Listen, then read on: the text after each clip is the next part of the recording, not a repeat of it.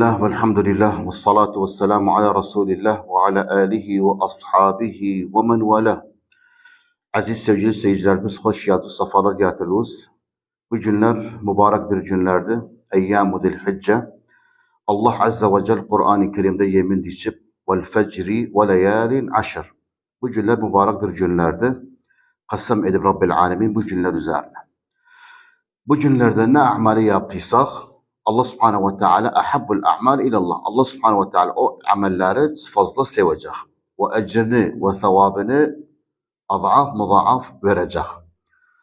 Bunun yanında bu günler içinde bir mübarek bir günümüz var. Bu günler özleri mübarekti. Ama bu günler içinde bir ayrı mübarek bir gün var.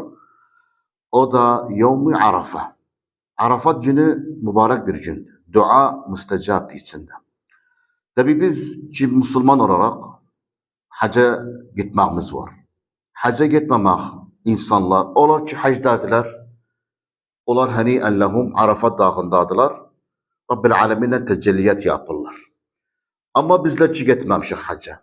Bizim üzerimize vaciplerdi. Bizim üzerimize Peygamber sallallahu aleyhi ve sellem buyurup hadisinde o günü oruç tutağın.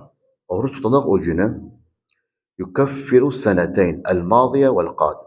Çi ilin günahını Rabbil Alemin silecekti bizden. Hem geçtiği il ve hem geldiği il.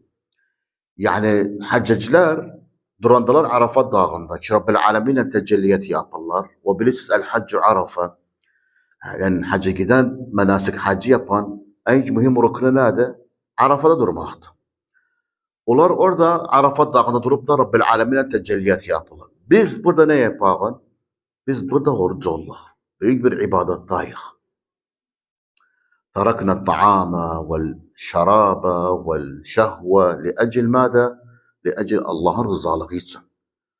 Ve bizim de burada ibadatımız büyük bir ibadetti. O da nedir? Oruç tutmuşuz. Ve bu orucun ecri sevabından zadı Rabbil Alemin'in yanındadır. Es-savmu li ve ana eczi bihi. Özü bilip bu ecrin ancak olacaktı. Bunun yanında bir il geçtiği günahımızı Rabbil Alemin silecekti. Ne yapmışık? Mazi, sagair günahlar. Onlar Rabbil Alemin siler. Ve gelen il, hele o ili biz yaşamamışık, hele görmemişik, hele günahını işlememişik. Rabbil Alemin o ilin de günahını silip, eğer işlediysek günah, o günahı silip düzerimiz Rabbil Alemin. Nece bir karamdı ve nece bir fazıldı ve nece bir rahmetti Rabbil Alemin'den bizim üzerimize. Ve kardeşlerimiz, bazılarımızı buradan davet eder. Bugün oruç tutmağını ve tehlile ve tesbihat ve ezkar ve Kur'an-ı Kerim okumağını bu günün ecri sevabını almak. Şimdi bir tane soru sorar. Diğer biz gelen ili hele yaşamamışık, av görmemişik. Nece Rabbil Alemin günahımızı sildi. Geldi yaşamadık, ölmüşsek. Rabbil Alemin hatta ölüp sav, yaşamasav da özden gene sana o ecruyu yazıp. Bu peygamberin sözüdür. O peygamber de وَمَا يَنْتِقُ عَنِ الْهَوَى اِنْ هُوَ اِلَّا وَحْيٌ يُوحَى. Bu Rabbil Alemin'dendir. Ve hatta biz o ili yaşamasak, ecir sevabımızı Rabbil Alemin yazıp bizim üzerimize. Ve izen kardeşlerim, bacılarım, Arafat günü dalmayağın evin beklemeğine, av bazarlık edek bayramın istikbaline. Tamam, bu matluptu bizden. Evimiz bezedek, bayramı istikbal edağın, bayramsın hazırlık görek. Ama aynı zamanda da ibadattan cari kalmayağın. Liennehu Arafat günü ilde bir tek gün gele. Daha tahviz olunmaz bu gün. Bir de gelen ili bekleyesen. İmma ölmüşük, av kalmışık. Ve o gün mühim bir gündü. Derecesi çok üskekti. Kıymeti çok üskekti. O güne mekayet olmak. Peygamber sallallahu aleyhi ve sellem Arafat günün üzerine çok tekit edip ve duası da müstecaptır. Ne var fikri da? Ne istesen olsun savcın. Ne istesen yetişesen maramua, istadığa, muradığa, niyazığa. Ne istesen dua edersen Arafat gününde. Arafat günün duası müstecaptır. Lennehu Rabbil Alemin yubahi bikumul melaike. Rabbil Alemin melaikelerin yanında güvenir ibadiden. Dedi ey melaikelerim, yok bes siz bana ibadet edesiniz. Ve inneme bakın Arafat dağında milyonlarca insanlar gelip benim hatirim için.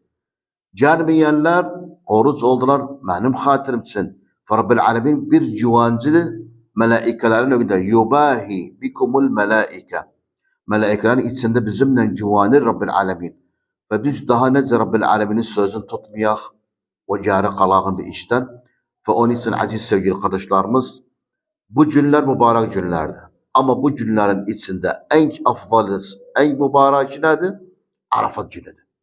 Ve Arafat gününe mekayet olmak, oruçluktan, Kur'an'dan, tehlile, tesbihten, zikirden, tamam, bayramı istikbal ederek, pazarlık da ederek, bes pazara gidende dilimiz durmasın. Azkardan, salavattan, tesbihattan, tehlileyden, tekbirattan, tamam, arvat evde işleri. Evin bazı bayramsın. Aynen gelen dili durmasın. Tehlileyden, tesbihattan, azkardan. Hatta Rabbil alemin. O zaman Peygamber sallallahu aleyhi ve sellem'in hem sünneti tatbik etmişik. Peygamberimizin sözünü yerine getirmişik. Ve ecrimizle, sevabımızla Rabbil aleminden isterik. Kıyamet günü diyerek ya Rabbi biz Arafat günü sana taat ettik, ibadet ettik. Sen güvende meleklerin yanında getir bizim ecrimizi, sevabımızı ver. Ve Rabbil alemin özüdür.